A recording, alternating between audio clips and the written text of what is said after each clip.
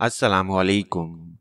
इस्लामी मुल्क तुर्किस्तान में एक बहुत बड़ा पहाड़ है जो कोहे काफ के नाम से मशहूर है। यहाँ किसी इंसान का गुजर नहीं होता। कहते हैं कि यहाँ सिर्फ परियां रहती हैं और इसे अक्सर लोग परिस्तान भी कहते हैं।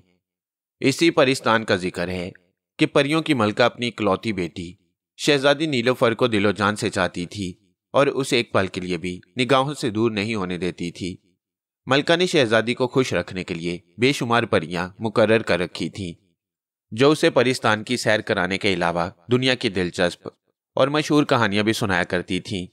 इन कहानियों में जिन्नों, भूतों, जानवरों, इंसानों, गर्ज सभी की कहानियां शामिल होती, लेकिन शहजादी नीलोफर इंसानों की कहानियां बहुत ज्यादा पसंद करती और एक एक कहानी को बार बार सुनती। एक दफा शहजादी नीलोफर को शौक हुआ कि वो इंसानों की दुनिया में जाकर उनके साथ रहे और उनके हालात अपनी आंखों से देखे। लिहाजा उसने मलका से कहा कि वो उसे इंसानों की दुनिया में जाने की इजाजत दे दे। मलका ने शहजादी को बहुत रोका, बहुत डराया, बहुत समझाया, लेकिन उसने एक ना सुनी, एक ना मानी, बल्कि मना करने से उसका शौक और बढ़ता रहा। आखिर उसने अपनी जिद के पीछे हंसना, बोलना और खाना पीना भी छोड़ दिया। मलका को बहुत फिक्र हुई और उसने शहजादी का दिल बहलाने के लिए बहुत ही अजीबोगरीब चीजें मंगवाकर उसके छोटे से महल में भिजवा दी। लेकिन नीलोफर ने इन चीजों की तरफ निगाह उठाकर भी नहीं देखा। आखिर मलका ने इस ख्याल से कि फिक्र और सदमा में शहजादी की सेहत खराब ना हो जाए, उसे इंसानों की दुनिया में जाने की इजाजत दे दी। शहजादी बहुत खुश हुई और वो पहले की तरह खाने पीने और हंसने बोलने लगी। मलका ने 2 परीजादों को शहजादी की देखभाल के लिए मुकर्रर किया और शहजादी से कहा, बेटा, तुम्हें जिस तरह इंसानों की बातें सुनने, उनके साथ रहने और उनके हालात अपनी आंखों से देखने का शौक है, उसी तरह इंसानों को परियों के साथ रहने और उनसे बोलने का शौक होता है। वो कोहे काफ पर चढ़ने की हजारों कोशिशें करते हैं, लेकिन वो कामयाब नहीं होते। अब तुम उनमें जाकर रहोगी तो वो तुम्हें देखने के लिए हजारों की तादाद में आएंगे और ऐसा मालूम होगा जैसे तुम परी नहीं तमाशा हो। शहजादी ने मलका की बात गौर से सुनते हुए कहा, आपका फरमाना दुरुस्त है, लेकिन मैं उनसे छुपकर रहने की कोशिश करूंगी। मलका मुस्कुराई और बोली, परों को छुपाना मुश्किल है। फिर उसने एक कनीज को बुलाया और कहा, तुमने जिस तरकीब से अपने पर इंसानों की निगाहों से छुपाए थे, वह तरकीब शहजादी को बता दो। कनीज ने कहा, प्यारी शहजादी, इंसानों की दुनिया में दाखिल होते ही अपना दायां हाथ आंखों पर रखना और दबी जुबान से कहना, परी शाम। फिर आंखों को खोलना तो तुम इंसानों की तरह नजर आओगी और जब परी बनने का ख्याल हो तो कहना, शामजाल। शहजादी ने दोनों लफ्जों को अच्छी तरह याद किया और परीजादों को साथ लेकर रुखसत हुई। तीनों 1 हफ्ते तक उड़ने के बाद रात के वक्त इंसानों के एक शहर में पहुंचे और नीचे उतरकर तीनों ने अपनी अपनी आंखों पर दाएं हाथ रखे और कहा, परीशाम। फिर उन्होंने आंखें खोली तो खुद को इंसान बना हुआ पाया। तीनों बेहद खुश हुए और सुबह होते ही एक मकान किराए पर लेकर उसमें रहने लगे। शहजादी के मकान के बराबर एक बहुत बड़ा सौदागर रहता था। बादशाहों के खजाने के बराबर उसके पास धन दौलत और मालो ज़र मौजूद था, लेकिन वो औलाद जैसी नेमत से महरूम था। इसीलिए सौदागर और उसकी बीवी शहजादी को अपनी बेटी की तरह समझने लगे। शहजादी दिन में सौदागर की बीवी सलमा के पास घंटों बैठी रहती और वो उसे किस्म किस्म के उम्दा उम्दा खाने खिलाती और दिलचस्प किस्से सुनाया करती। एक दिन का जिक्र है कि दोपहर के वक्त नीलोफर अपने मकान की खिड़की में खड़ी हुई थी कि एक मोटर कार सौदागर के मकान के करीब आकर रुकी और उसमें से 3 आदमी निकले। एक बूढ़ा शख्स था जो नीले रंग का लिबास पहने हुए था, दूसरा शख्स मामूली कपड़ों में था और एक औरत थी। वो थोड़ी देर आपस में कुछ बातें और कुछ इशारे करते रहे। फिर औरत ने आगे बढ़कर सौदागर की हवेली के दरवाजे पर दस्तक दी। सलमा ने आकर दरवाजा खोला तो बूढ़े शख्स ने, जो एक जादूगर था, उसे गौर से देखा और कहा, तुम कितनी खूबसूरत हो, तुम्हें हासिल करने के लिए मुझे जरूर एक बड़ी रकम मिल जाएगी। सलमा ने घबराते हुए कहा, बदमाशो, तुम कौन हो और मुझसे क्या चाहते हो? उसने जवाब दिया, हम तुम्हें अपने साथ ले जाना चाहते हैं, चलोगी? सलमा चिल्लाई, नहीं, हरगिज नहीं, ऐसा क़यामत तक नहीं हो सकता। बदमाशो, चले जाओ यहां से, वरना टेलीफोन करके अभी पुलिस को बुला लूंगी। जादूगर ने कहका लगाते हुए बटुए में से मुट्ठी भर रेत निकालकर सलमा पर फेंक दी। वो इस काले जादू की रेत के असर से फौरन ही पत्थर की मूर्ति बन गई, छोटी सी मूरत, जैसे प्यारी प्यारी गुड़िया।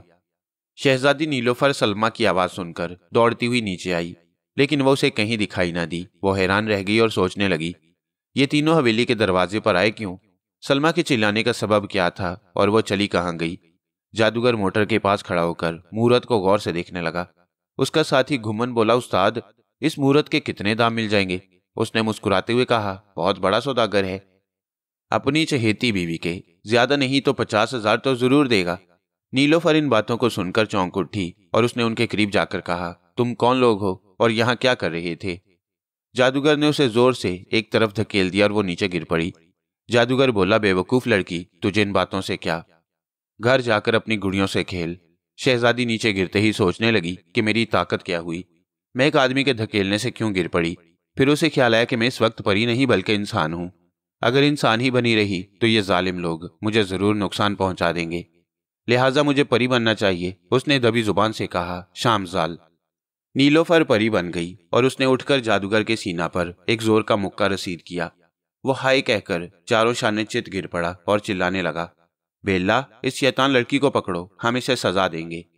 बेल्ला ने आगे बढ़कर सीधे हाथ से नीलोफर की कलाई पकड़ी और उल्टा हाथ उसकी आंखों के करीब ले जाते हुए बोली, मैं तेरी आंखें इन लंबे लंबे नाखूनों से निकाल लूंगी। नीलोफर ने हंसते हुए कहा, डायन, तेरी क्या मजाल जो तू मेरी आंखों को हाथ भी लगा सके। बेल्ला को बहुत गुस्सा आया और उसने अपने नाखून उसकी आंखों पर टिका दिए। फिर जरा दबाए ही थे कि नाखून टूटकर नीचे गिर पड़े। हाय मेरे नाखून! दादा, ये इंसान नहीं कोई भला मालूम होती है, देखो मेरे नाखून टूट गए। लेकिन इसका कुछ भी नहीं बिगड़ा। घुम्मन ये हाल देखकर गुस्से से कांपने लगा और जल्दी से एक डंडा उठाकर उसने पूरी कुव्वत से नीलोफर के सर पर मारा। लेकिन नीलोफर खड़ी हंसती रही और डंडे के टुकड़े टुकड़े हो गए। जादूगर को भी बहुत गुस्सा आया और उसने कहा, नादान लड़की, जिस तरह मैंने जादू के जरिए सौदागर की बीवी को मूरत बनाया है, उसी तरह मैं तुझे भी मूरत बना दूंगा। फिर उसने बटुए से मुट्ठी भर रेत निकाली और कुछ पढ़कर शहजादी पर फेंकी, लेकिन उस पर कुछ असर ना हुआ और वो खड़ी मुस्कुराती रही। यह हाल देखकर जादूगर बहुत घबराया और उसने जादू का एक दूसरा मंत्र पढ़कर शहजादी पर फूंका। इस मंत्र का यह असर हुआ कि उसके बाजू लोहे की मजबूत जंजीरों में जकड़ गए। नीलोफर को मजबूर देखकर जादूगर और उसके साथी जल्दी जल्दी गाड़ी में सवार हुए और तेजी से भाग निकले। नीलोफर को अचानक ख्याल आया कि मैं फिर भूल गई, मैं इस वक्त इंसान नहीं बल्कि परी हूं और मेरे जिस्म में 10 इंसानों के बराबर ताकत है। मैं लोहे की इन मजबूत जंजीरों को एक झटके में तोड़ सकती हूँ। और उसने झटका मारकर जंजीरों को तोड़ दिया। लेकिन अफसोस, जादूगर की गाड़ी दूर जा चुकी थी। नीलोफर उठी और सोचने लगी कि जादूगर ने क्या हकीकत में सलमा को मूरत बना दिया है। ये बात समझ में तो नहीं आती। मुझे सौदागर की हवेली में जाकर देखना चाहिए कि सलमा घर में मौजूद है या नहीं। अगर वो ना हुई तो यकीनन जादूगर उसे पत्थर की मूरत बनाकर अपने साथ ले गया है। फिर नीलोफर ने हवेली में जाकर देखा। जब सलमा उसे नजर ना आई तो वो बेहद परेशान हुई और आंसू बहाती हुई अपने मकान में पहुंची। दोनों परीजादों ने शहजादी नीलोफर को रोते हुए देखा तो घबरा गए। उन्होंने हाथ बांधकर अदब से अर्ज की, शहजादी साहिबा, हमसे आपकी आंखों में आंसू नहीं देखे जाते, आप जल्द फरमाइए, आपकी उदासी का सबब क्या है? शहजादी ने कहा, मुझे मालूम ना था कि इंसान के दिल में रहम के साथ साथ जुल्म भी होता है, और जुल्म भी ऐसा कि एक इंसान अपने फायदे की खातिर दूसरे इंसान की जान लेने से भी गुरेज नहीं करता। परीजाद यक जुबान होकर बोले, शहजादी साहिबा, हम आपकी बात का मतलब नहीं समझे, जरा साफ साफ बयान कीजिए। उसने कहा, एक जादूगर और उसके 2 साथी सौदागर की बीवी को जादू के जरिए मूरत बनाकर कहीं ले गए हैं। परीजाद कैसर, जो उम्र में दोनों से बड़ा था, कहने लगा, ये तो बड़ी हैरत की बात है, मैं अभी जाकर मालूम करता हूँ और वापिस आकर आपको इतला देता हूँ। उसने शामजाल कहकर खुद को इंसान से परीजाद बनाया और हवा में उड़कर एक तरफ चल दिया। परीजाद अंजुम और शहजादी नीलोफर उसकी कामयाबी के लिए दुआ मांगने लगे। परीजाद कैसर 1 घंटा के बाद हंसी खुशी वापस आया और कहने लगा, शहजादी साहिबा, उस जादूगर की शहर में एक दुकान है जहां पत्थर की बेशुमार मूर्तियां रखी हुई हैं। उन्हीं मूर्तियों में सलमा की मूरत भी मौजूद है। अगर आप चलना चाहें तो मेरे हमरा चलिए। शहजादी ने परीजाद अंजुम को घर में छोड़ा और परीजाद कैसर के साथ हवा में उड़कर जादूगर की दुकान की जानिब रवाना हुई। सौदागर जब वापस हवेली में आया तो अपनी चहेती बीवी को मौजूद ना पाकर बेहद परेशान हुआ और सर पकड़कर एक तरफ बैठ गया। उसी वक्त टेलीफोन की घंटी बजने लगी और उसने मुर्दा दिली से रिसीवर उठाकर कहा, हेलो। आवाज आई, मैं बरज़ख जादूगर बोल रहा हूं। सौदागर ने कहा, फरमाइए, क्या काम है? आपकी प्यारी बेगम क्या घर में मौजूद हैं? सौदागर बोला, जी नहीं, लेकिन आपको इस बात से क्या वास्ता? वास्ता तो सिर्फ इतना है कि इस वक्त वो मेरी हिफाजत में है। सौदागर ने चौंक कर कहा, आपकी हिफाजत में? क्या कह रहे हैं आप? जरा साफ साफ फरमाइए। बरज़ख बोला, जी, अर्ज ये है कि मैंने उन्हें पत्थर की मूर्त बनाकर अपनी खिलौनों की दुकान में सजा दिया है। अगर आप इस मूर्त को खरीदना पसंद फरमाएं तो 50,000 रुपये नकद लेकर दुकान में पहुंच जाएं। सौदागर बोला, पत्थर की मूर्त, क्या वो मर चुकी हैं? क्या आपने उन्हें मुझसे छीन लिया है? बरज़क बोला, आप परेशान ना हो, सिर्फ 50,000 लेकर मेरे पास आ जाइए, लेकिन पुलिस को इस बात की इतला न दीजिए, वरना मैं इस मूर्त को तोड़कर फेंक दूंगा। सौदागर बोला, नहीं नहीं, आप यकीन कीजिए, मैं किसी को इतला नहीं दूंगा।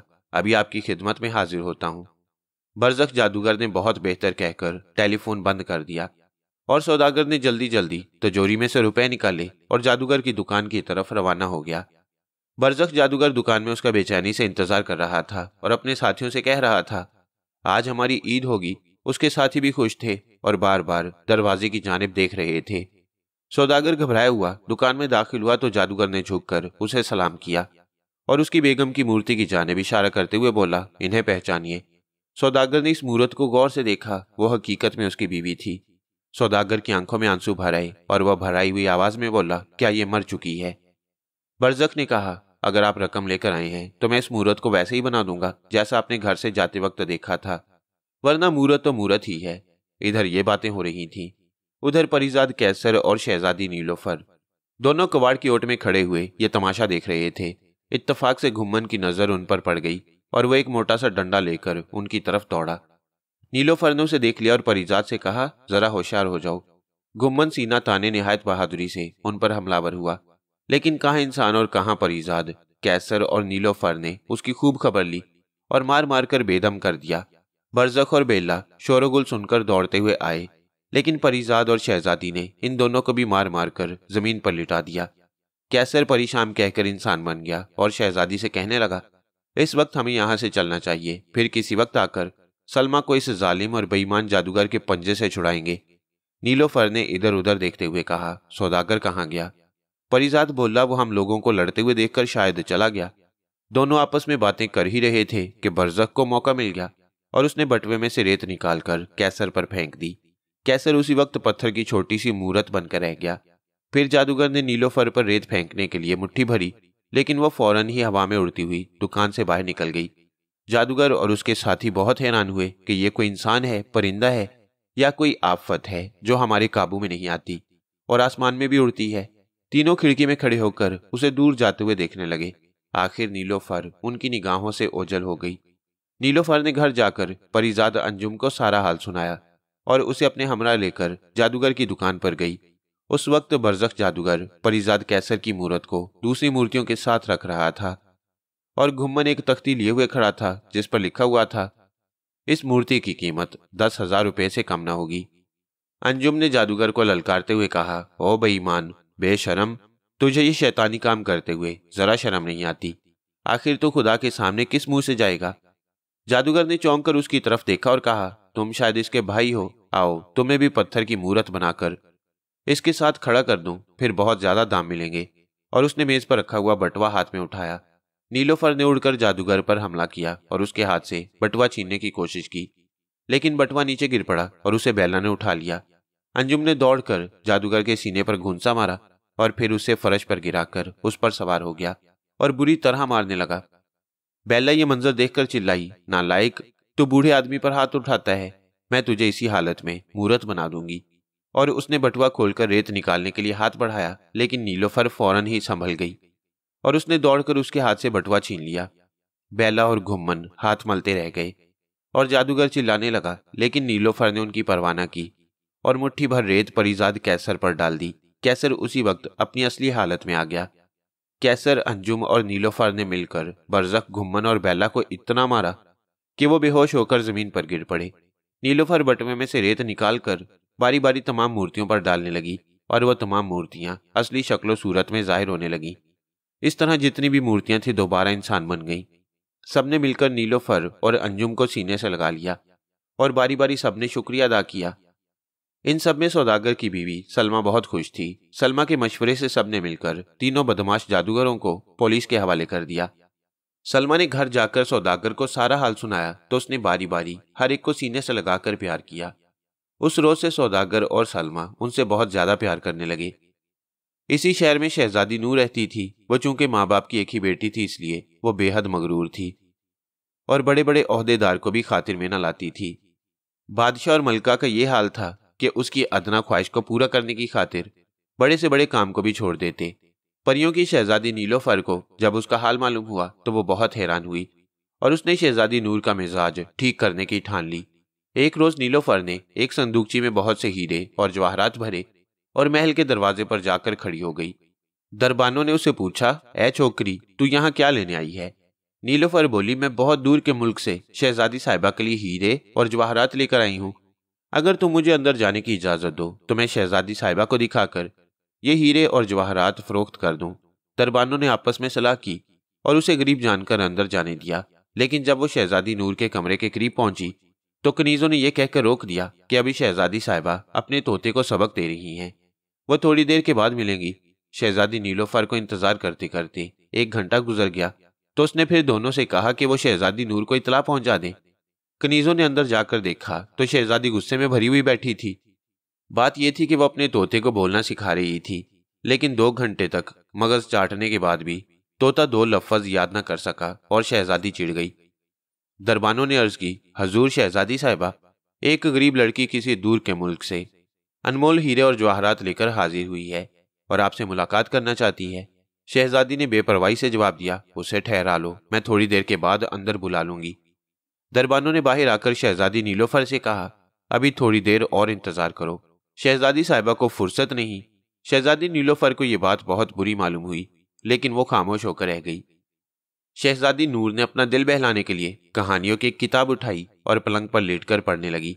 किताब पढ़ते पढ़ते 1-1.5 घंटा गुजर गया।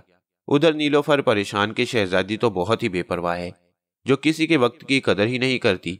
उसने दरबान से कहा, मुझे और भी कई काम करने हैं, जाकर शहजादी साहिबा से कहो कि वो मुझे थोड़ा सा वक्त दे दें। दरबानों ने अंदर जाकर शहजादी नूर से अर्ज की, हजूर शहजादी साहिबा, हीरे और जवाहरात वाली लड़की इंतजार करते करते परेशान हो गई है, अगर इजाजत हो तो उसे अंदर भेज दिया जाए। शहजादी ने तेवरी चढ़ाते हुए कहा, तुम अंधे हो गए हो, देखते नहीं अभी किताब के 10 सफ़े बाकी हैं, जाओ और उसे कहो कि थोड़ी देर और इंतजार करे। दरबान डरते और कांपते हुए बाहर गए और नीलोफर से बोले, थोड़ी देर और इंतजार करो। शहजादी नीलोफर ने कहा, क्या तुम्हारी शहजादी आने वालों को इसी तरह परेशान करती है? दरबानों ने डरते डरते दबी जुबान में कहा, हाँ, वो इसी तरह पेश आती हैं। बाज मर्तबा तो आने वाले बैठे बैठे आजिज आ जाते हैं और मुलाकात के बगैर ही वापस चले जाते हैं। शहजादी ने पूछा, क्या वो तुम लोगों के साथ रहम दिली और मेहरबानी का सलूक नहीं करती? दरबानों ने जवाब दिया, नहीं, वो बहुत ही संग दिल और जालिम शहजादी है, मामूली गलतियों पर सख्त से सख्त सजाएं देती है। नीलोफर ने मुस्कुराते हुए कहा, मैं तुम्हारी शहजादी साहिबा का दिमाग दुरुस्त कर दूंगी, तुम जरा तमाशा देखना। उसी वक्त शहजादी नूर ने कहानी की किताब खत्म की और अंगड़ाई लेती हुई बिस्तर से उठी ताकि लड़की को अंदर बुलाकर उसके हीरे और जवाहरात देखे।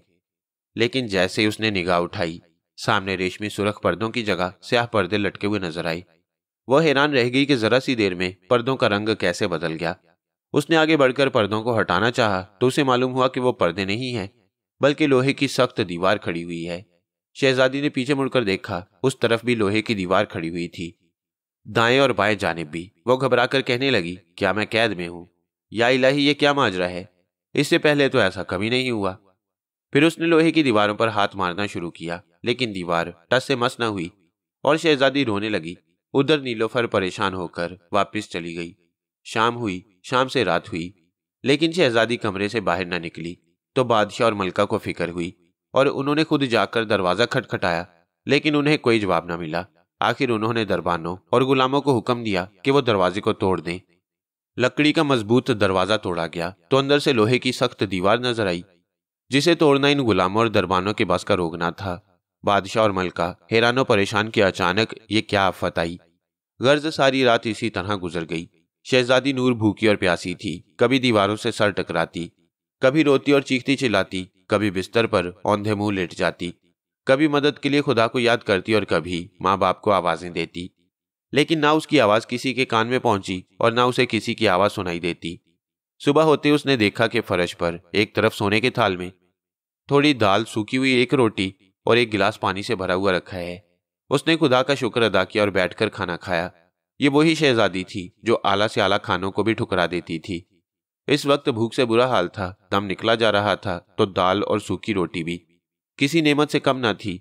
खाना खाकर उसने फिर खुदा का शुक्र अदा किया और बिस्तर पर लेटकर रोने लगी। शहजादी ने थोड़ी देर के बाद देखा कि रोशनदान में एक खूबसूरत बुलबुल आकर बैठा है। वो टिकटिकी बांधकर उसे देखने लगी। बुलबुल बैठे बैठे फड़फड़ाया और फिर नीचे फर्श पर गिर पड़ा।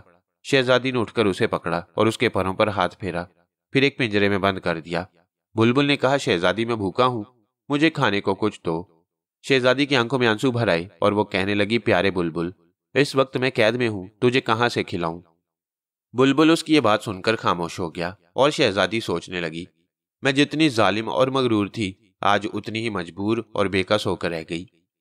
काश मैं दूसरे इंसानों को भी अपने जैसा समझती और उनसे हमेशा हमदर्दी, रहमदिली और मेहरबानी से पेश आती।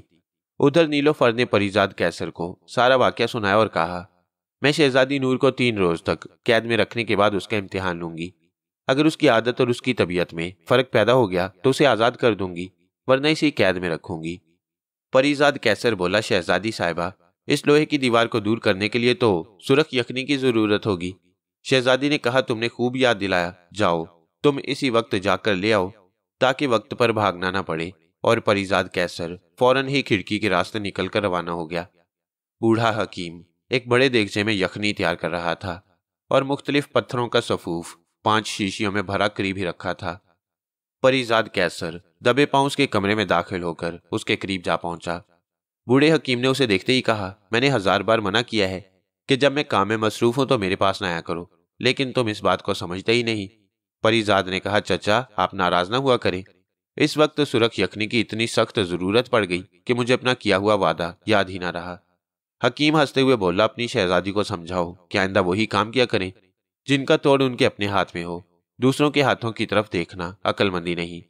परीजाद ने कहा, बहुत अच्छा मेरे चचा, आइंदा आपको तकलीफ नहीं दूंगा, लेकिन इस वक्त तो मुझे दे दीजिए। हकीम ने मुस्कुराते हुए एक बोतल में सुरख यखनी भरी और परीजाद को देते हुए कहा, यह संभालो। उसने हकीम का शुक्रिया अदा किया और फौरन ही उड़ता हुआ वापस शहजादी के पास पहुंचा। वो बोतल को देखकर बहुत खुश हुई और कहने लगी, अब मैं बेफिक्र हो गई। 3 दिन तक नीलोफर शहजादी नूर को दाल, सूखी रोटी और पानी पहुंचाती रही। उधर बादशाह, वजीर और सभी हैरानो परेशान कि शहजादी को किस तरह आजाद करें, वो कहीं अंदर घुटकर मर ना जाए। उन्होंने बड़े बड़े कारीगरों को बुलवाया, अक्लमंदों और सियानों से मशवरे किए, लेकिन ऐसी कोई सूरत पैदा न हुई जो शहजादी लोहे की 4 दीवारी से बाहर निकल आती। चौथे दिन बुलबुल ने कहा, प्यारी शहजादी, अपने साथ मुझे क्यों कैद कर रखा है? पिंजरा खोलकर मुझे आजाद कर दीजिए ताकि मैं जाकर अपने बच्चों की सूरतें देखूं। शहजादी ने सोचा, मुझसे कितनी बड़ी भूल हुई, मैंने तो अहद किया था कि मैं अब किसी पर जुल्म नहीं करूंगी, फिर मैंने इसे क्यों कैद कर रखा है? फिर उसने खुदा से मुआफी मांगी और पिंजरे की छोटी सी खिड़की खोलकर उसे बाहर निकाला और कहा, तुम भी मुझे मुआफ करना, मैंने तुम्हें 3 रोज तक बिला वजह कैद कर रखा था, जाओ अब तुम आजाद हो। और बुलबुल एक सुरीला मीठा गीत गाता हुआ रोशनदान में से बाहर निकलकर चला गया। परीजाद कैसर ने सुरख यखनी को इतना पकाया कि वो खुश्क होकर सफूफ बन गया। फिर इस सफूफ को लेकर शहजादी नीलोफर उड़ती हुई महल में पहुंची और सबकी निगाहों से छुपती हुई रोशनदान के रास्ते शहजादी नूर के सामने जा खड़ी हुई। वो नीलोफर को देखकर हैरान रह गई और कहने लगी, तुम कौन हो? मुझे तो ऐसा मालूम होता है कि तुम कोई जादूगरनी हो। नीलोफर बोली, नहीं शहजादी, मैं एक परी हूं, मैं ही तुम्हारे पास हीरे जवाहरात लेकर आई थी, लेकिन तुम इतनी मगरूर थी कि तुमने मेरे वक्त की कीमत का अंदाजा नहीं किया और मुझे घंटों बाहर बिठाए रखा। मुझे इस बात पर इतना गुस्सा आया कि मैंने तुम्हें कैद कर दिया, फिर एक बुलबुल को भेजकर तुम्हें आजमाया कि तुम्हारा पत्थर जैसा दिल मोम हुआ या नहीं। जब तुमने बुलबुल को आजाद कर दिया और खुदा से अपने गुनाह की मुआफी मांग ली तो मुझे यकीन हो गया कि तुम्हारे दिल में रहम पैदा हो गया है, लिहाजा अब मैं तुमको आजाद करने की गर्ज से आई हूं। फिर नीलोफर ने सफूफ लोहे की दीवारों पर छिड़का और शहजादी से कहा, अपनी आंखें बंद कर लो। थोड़ी ही देर में लोहे की स्याह और सख्त दीवारों की जगह पुराने रेशमी पर्दे लटके हुए नजर आने लगे। शहजादी नूर से लिपट गई और कहने लगी, अब मैं तुम्हें जाने नहीं दूंगी। नीलोफर ने कहा, नहीं शहजादी, मैं परी हूं, इंसानों के साथ नहीं रह सकती। मेरी तो ये ख्वाहिश थी कि तुम अपने और दूसरे के वक्त की कदर करना सीख जाओ और सबके साथ नेकी का बर्ताव करने लगो। शहजादी नूर ने वादा किया और नीलोफर उसकी पेशानी को बोसा देकर रुखसत हुई और शहजादी देखती रह गई। इसी शहर में एक गरीब बेवा भी रहती थी जो दिन भर चक्की में मिर्च और धनिया पीसकर अपनी 3 बेटियों के साथ रूखा सूखा खाकर गुजारा करती थी। इस गरीब बेवा को एक दुख था जिसका इलाज उसकी समझ में नहीं आता था और वह उसमें दिन रात घुली जा रही थी। बात यह थी कि वह अपनी तीनों बेटियों को एक ही बिस्तर में सुलाया करती थी, लेकिन जब रात को उसकी आंख खुलती तो उसे अपनी बेटियों की जगह 3 सियार नाग पड़े हुए नजर आते। वह सहमकर चादर से मुंह छुपा लेती, ना हिलती ना शोर मचाती, सांस भी रोक रोक कर लेती कि कहीं नाग उसे लिपट ना जाए। सुबह जब उसकी आंख खुलती तो तीनों बेटियां लेटी हुई दिखाई देती। वो उनसे पूछती, रात तुम कहाँ थी और तुम्हारे साथ क्या हुआ? तो वो कहती कि हमें तो कुछ खबर ही नहीं। ये दुख ऐसा था कि बुढ़िया दिन रात परेशान रहती। एक दिन ऐसा इत्तेफाक हुआ कि शहजादी नीलोफर हवा में उड़ रही थी और ये देख रही थी कि इस वक्त शहर के लोग क्या क्या कर रहे हैं। जब वो उड़ती हुई बेवा के कच्चे और टूटे फूटे मकान के करीब पहुंची तो उसने देखा कि एक कालीन पर 3 लड़कियां सो रही हैं और वो कालीन आहिस्ता आहिस्ता ऊपर उठ रहा है। नीलोफर देख रही थी और कालीन हवा में उड़ता हुआ जा रहा था। वह भी उसके पीछे पीछे रवाना हुई। आखिर वो कालीन एक ऊंचे पहाड़ की तरफ उतर गया। नीलोफर ने भी उसका पीछा किया और एक तन्हाई की जगह देखकर नीचे उतर गई। यहां उसे हर तरफ ऐसे दरख्त और पौधे नजर आए जिनमें बच्चों की मिठाई उग रही थी, लीमू के शरबत के फव्वारे छूट रहे थे। वो इन चीजों को देखकर बहुत हैरान हुई। फिर उसने छुपकर लड़कियों को देखा। वो कालीन पर बैठी हुई थी और उनके सामने एक जादूगरनी हाथ में डंडा लिए हुए खड़ी थी। इस डंडे के ऊपर एक खूबसूरत तारा बना हुआ था। लड़कियां कह रही थीं, तुम हर रात हम तीनों को क्यों बुलाती हो? जादूगरनी बोली, मैं अपने बेटों से तुम्हारी शादी करना चाहती हूँ, लेकिन तुम मेरी सुनती ही नहीं। हर रात यही सवाल करती हो कि तुम हम तीनों को हर रात क्यों बुलाती हो? लड़कियों ने कहा, हम ऐसे लड़कों से किस दिल से शादी करें जो दिन को इंसान और रात में स्याह नाग बन जाते हैं? जादूगरनी बोली, उनकी क्या मजाल है जो वो नाग बन जाएं? ये सब करामत इस डंडे की है। इसी की बदौलत ये मीठी चीजें दरख्तों में उग रही हैं और इसी की बदौलत मैंने ये जन्नत बना रखी है। लड़कियों ने कहा, हमको तुम्हारी जादूगरी पसंद नहीं। हम किसी कीमत पर भी तुम्हारे बेटों से शादी करने के लिए रजामंद नहीं। बुढ़िया ने एक कहका लगाया और बोली, अगर तुम रजामंद नहीं हो तो याद रखो, मैं तुम्हें कैद कर दूंगी। इतनी सख्त तकलीफें पहुंचाऊंगी कि तुम्हारा तेल निकल आएगा। लड़कियों ने कहा, हमें यह सब कुछ मंजूर है। जादूगरनी को इस बात पर बेहद गुस्सा आया और उसने दाएं हाथ में डंडा उठाकर अपनी बाएं आंख बंद की और तारे से उन पर शुआएं बखेरने लगी। शुआओं के साथ साथ लड़कियों के चारों तरफ एक कटहरा बन गया और वो उसमें कैद होकर रह गई। फिर जादूगरनी बोली, सुबह देखूंगी कि तुम अपनी जिद पर कैसे कायम रहती हो। और वो हंसती हुई एक छोटे से मकान में जो करीब ही था चली गई। नीलोफर ने लड़कियों के पास आकर कहा, तुम फिक्र न करो, मैं जल्द ही तुमको इस कैद से आजाद कर दूंगी। और वो रोशनदान के रास्ते बुढ़िया के छोटे से मकान में दाखिल हुई। उसने देखा कि जादूगरनी बिस्तर पर आंखें बंद किए खामोश लेटी हुई है और डंडा उसके सरहाने रखा हुआ है। उसने दबे पांव जाकर डंडा हाथ में लिया और रोशनदान ही के रास्ते वापस बाहर आ गई। फिर उसने मकान के दरवाजे के सामने खड़े होकर दाएं हाथ में डंडा लिया और बाएं आंख बंद की। उसी वक्त तारे में से शुआएं निकलने लगी। नीलोफर ने कहा, ऐश वाओ, इस दरवाजे को लोहे का बना दो। दरवाजा लोहे का बन गया और जादूगरनी मकान में कैद हो गई। फिर उसने कटहरे पर शुआएं डालकर उसे दूर किया और तीनों लड़कियों को आजाद कर दिया।